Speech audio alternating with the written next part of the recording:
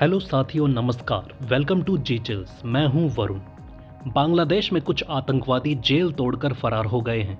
ये लोग कोई मामूली अपराधी नहीं, बल्कि कट्टरपंथी संगठनों से जुड़े हुए हैं। बात हो रही है अंसारुल्लाह बांग्ला टीम जैसे खतरनाक संगठनों की, जो अलकायदा से प्रेरित है।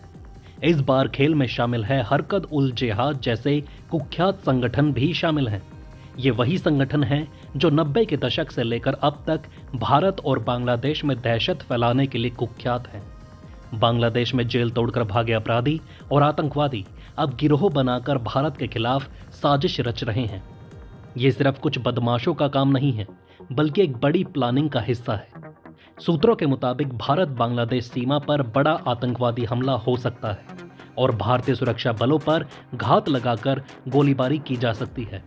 इसके लिए बांग्लादेश में जेल से भागे हुए अपराधियों और आतंकवादियों का एक 50 सदस्यीय संगठन तैयार किया गया है। खुफिया एजेंसियों की रिपोर्ट के मुताबिक इस संगठन को पाकिस्तान की खुफिया एजेंसी और बांग्लादेश की अंतरिम सरकार के बेहद प्रभावशाली लोगों का वर्द हस्त भी प्राप्त है। खुलासा हुआ है कि बांग्लादेश की अंतरिम सरकार के 3 बड़े सलाहकार इस पूरे खेल में शामिल हैं।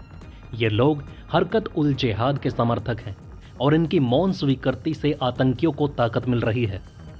उससे भी बड़ा खुलासा ये हुआ कि पाकिस्तान ने बांग्लादेश को अपने कंटेनर और जहाज़ों के जरिए 53 साल बाद हथियार भेजे। सवाल यह है कि ये हथियार क्यों भेजे गए? जवाब सीधा है, भारत को अस्थिर करने के लिए। और आप लिख कर रख लीजिए कि इसमें से ज़्यादातर हथियार मेड इन चाइना होंगे। वही हथियार अब भारत बांग्लादेश सीमा पर इन आतंकियों के हाथ में पहुंच रहे हैं।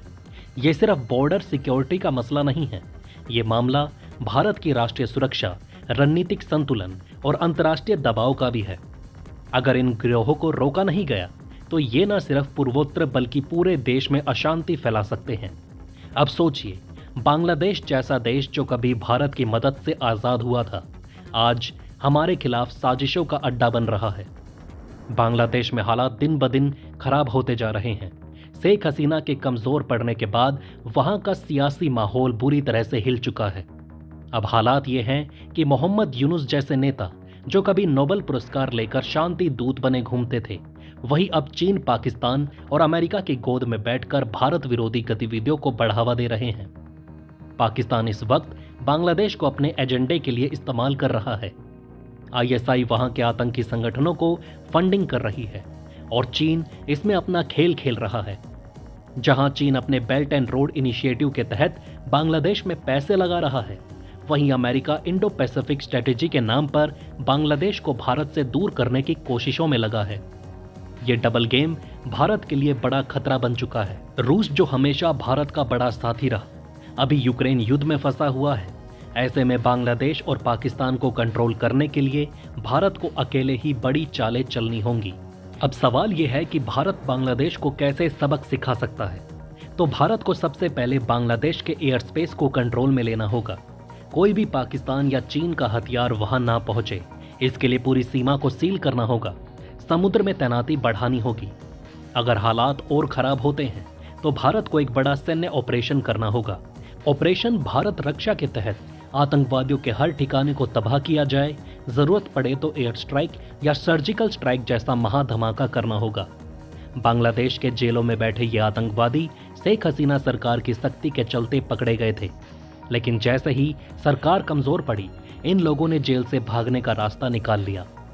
मुफ्ती जशीमुद्दीन रहमानी, जो एबीटी का प्रमुख है, इनका मास्टरमाइंड है। ये वही है जिसने 2013 में ब्लॉगर राजीव हैदर की हत्या करवाई थी। अब आता है असली खेल। पाकिस्तान की खुफिया एजेंसी आईएसआई इस पूरे प्लान की बैकबोन है। बांग्लादेश के रास्ते भारत बांग्लादेश सीमा पर हथियार पहुंचाए जा रहे हैं। ये हथियार न सिर्फ पूर्वोत्तर राज्यों में आतंक फैलाने के लिए हैं, बल्कि इनका उद्देश्य भारत की रक्षा एजेंसियों को उलझाना भी है। बांग्लादेश और भारत की 4096 किलोमीटर लंबी सीमा, इसकी निगरानी करना बेहद मुश्किल है। बांग्लादेश में मौजूदा समय में करीब 10 लाख रोहिंग्या शरणार्थी हैं, जिनमें से कई आतंकी संगठनों के बहाली के लिए सॉफ्ट टारगेट बनते हैं। अब भारत भी चुप बैठने वालों में से नहीं। बीएसएफ यानी बॉर्डर सिक्योरिटी फोर्स ने सीमा पर कड़ी चौकसी बढ़ा दी है। ड्रोन्स, नाइट विजन कैमरा और स्नाइपर तक तैनात किए जा रहे हैं। भारत ने सीमा पर बीएसएफ और खुफिया एजेंसियों की सक्रियता भी बढ़ा दी। हर कंटेनर, हर ट्रक और हर गतिविधि पर नजर रखी जा रही है। साथ ही ड्रोन और सैटेलाइट के जरिए हर मूवमेंट पर नजर रखी जा रही है। इसके अलावा भी कई उपाय हैं।